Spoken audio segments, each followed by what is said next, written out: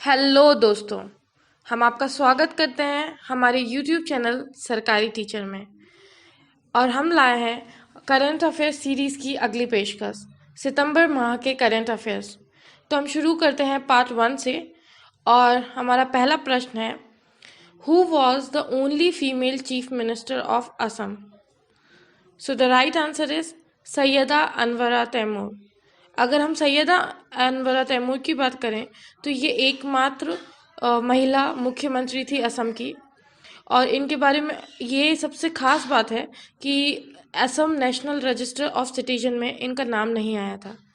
इनकी हाल में ही मौत हुई है, जिसकी वजह से ये चर्चा में है। The second question is, who was the shortest serving governor of RBI? RBI के सबसे कम टाइम सर्व करने वाले गवर्नर कौन है? तो इसका सही उत्तर है अमिताभ घोष। अमिताभ घोष 16वें गवर्नर थे आरबीआई के, जिन्होंने 21 दिन सर्व किया है, 15 जनवरी 1985 से लेकर 4 फरवरी 1985 तक। मात्र 21 दिन के लिए इन्होंने सर्व किया है और ये सबसे कम सर्व करने वाले आरबीआई के गवर्नर बने।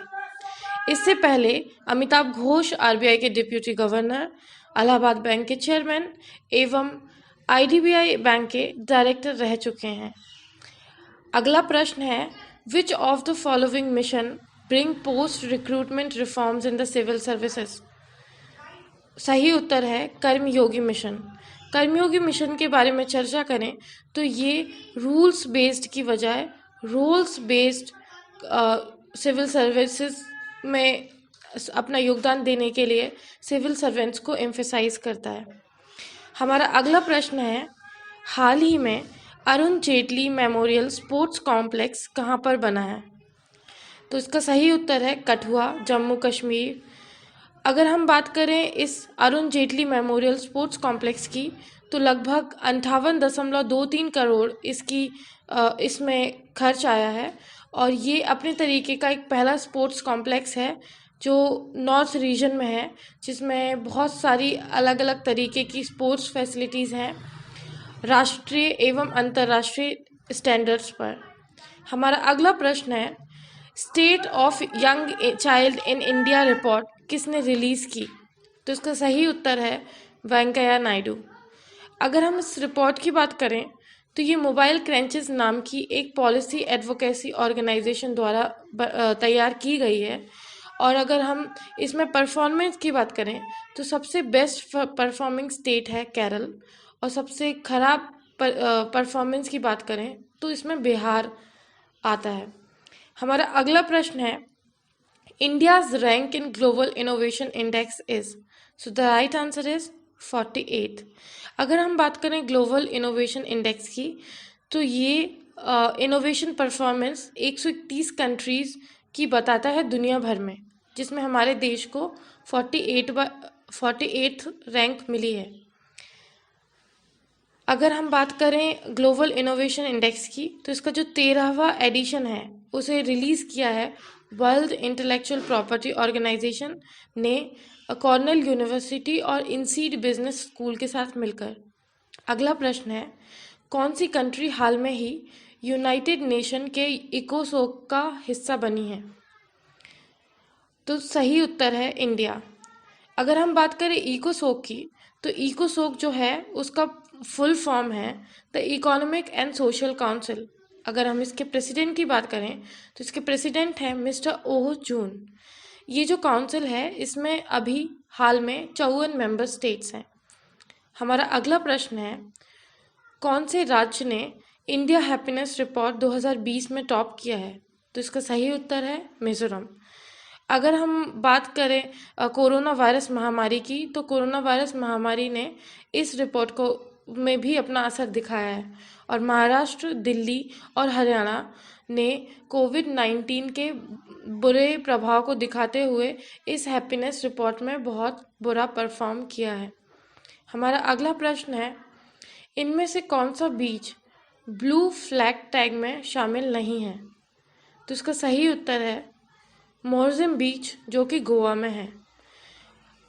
और हम बात करें ब्लू फ्लैग टैग बीचेस के, तो ऐसे 8 ब्लू फ्लैग देसी बीचेस हैं जिन्हें ब्लू फ्लैग मिल चुका है, जो कि नीचे दिए गए हैं।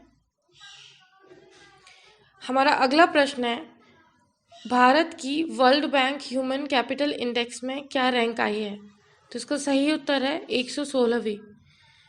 अगर हम बात करें थीम की, तो ह्यूमन कैपिटल इंडेक्स की इस बार थीम रही है human capital in the time of कोविड-19। और अगर हम बात करें पिछले साल के परफॉर्मेंस की, तो 157 कंट्रीज़ में से पिछले साल भारत का 115वां स्थान था, जो कि इस बार 116 हो गया है। अब हम आगे बात करें अगले प्रश्न की, तो शांति स्वरूप भटनागर प्राइज़ किस फील्ड से जुड़ा हुआ है? तो इसका सही उत्तर है science and technology.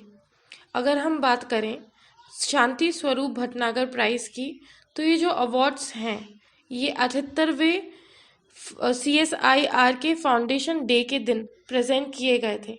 CSIR stands for Council of Scientific and Industrial Research. The next question is, which bank has announced that it will launch positive pay system? So the right answer is RBI. अगर हम बात करें positive pay system की, तो it is used as a fraud prevention system against forgery and basically it is meant for all the cheques which are above 50,000। इसमें customer के द्वारा कुछ डिटेल्स प्रोवाइड की जाएंगी और चेक जब आगे बढ़ेगा तो वो डिटेल्स बैंक के द्वारा कस्टमर से रिकन्फर्म किए जाएंगी, तभी चेक पास होगा। हमारा अगला प्रश्न है, who has been appointed as the new prime minister of Lebanon? So the right answer is Mustapha Adib. हम सभी जानते हैं लेबनान में अभी हाल में ही एक ट्रेजिडी आई थी, जिसकी वजह से वहाँ के जो प्राइम मिनिस्टर थे उन्होंने रिज़ाइन किया गया है, और जिसके बाद मुस्तफ़ा अदीब ने उनकी जगह ली है। अगर हम बात करें लेबनान की कैपिटल की, तो इसकी कैपिटल है बेरत। और अगर हम इसकी बात करें करेंसी की, तो इसकी करेंसी है लेबनीज पाउंड। हमारा अगला प्रश्न है, कौन से माह को हम तीसरे राष्ट्रीय पोषण माह या फिर न्यूट्रिशन माह के रूप में सेलिब्रेट करते हैं? तो इसका आंसर है सितंबर माह। इफ़ वी टॉक अबाउट पोषण, पोषण stands for PM's overarching scheme for holistic nourishment.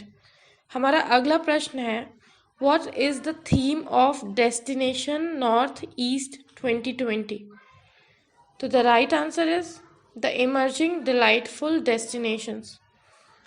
अगर हम बात करें डेस्टिनेशन नॉर्थ ईस्ट 2020 की, तो it was inaugurated by union home minister Shri Amit Shah. ये एक 4 दिन का फेस्टिवल है जो नॉर्थ इंडिया में कल्चर और टूरिज़्म को प्रमोट करता है। हमारा अगला प्रश्न है, कौन से स्टेट ने गंदगी भारत छोड़ो अभियान लॉन्च किया है? तो इसका सही उत्तर है मध्य प्रदेश। अगर हम गंदगी भारत छोड़ो अभियान की बात करें, तो यह 15 दिन का एक कैंपेन है। The next question is, which state recently launched the scheme called Garima? So the right answer is Orissa.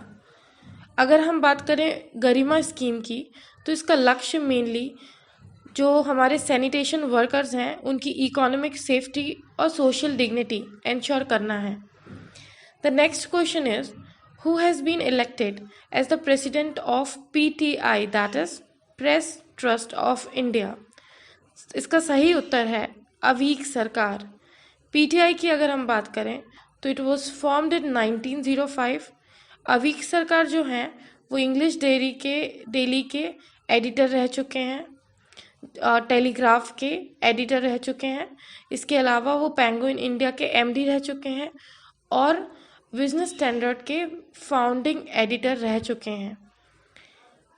हमारा अगला प्रश्न है, कौन सी सरकार ने मुख्यमंत्री महिला उत्कर्ष योजना लॉन्च की है? तो इसका सही उत्तर है गुजरात। ये जो योजना है ये औरतों को फ्री लोन्स प्रोवाइड करती है। इसके साथ ही गुजरात राज्य की बात करें तो इसके चीफ मिनिस्टर हैं विजय भाई रूपानी और यहाँ के राज्यपाल हैं आचार्य देवव्रत। हमारा अगला प्रश्न है, आज़ादी, फ्रीडम, फैसिज्म फिक्शन किसने लिखी? तो इसका सही उत्तर है अरुंधति रॉय। अगर हम इस किताब की बात करें तो ये प्रकाशित हुई है पेंगुइन बुक्स लिमिटेड से और ये एक नॉन फिक्शन बुक है जो एसेस का कलेक्शन है जो हमें आज़ादी का मतलब सिखाती है, बताती है in the world of increasing authoritarianism.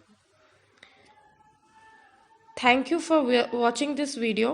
If you like this video, please like, share and subscribe to our YouTube channel Sarkari Teacher. Thank you.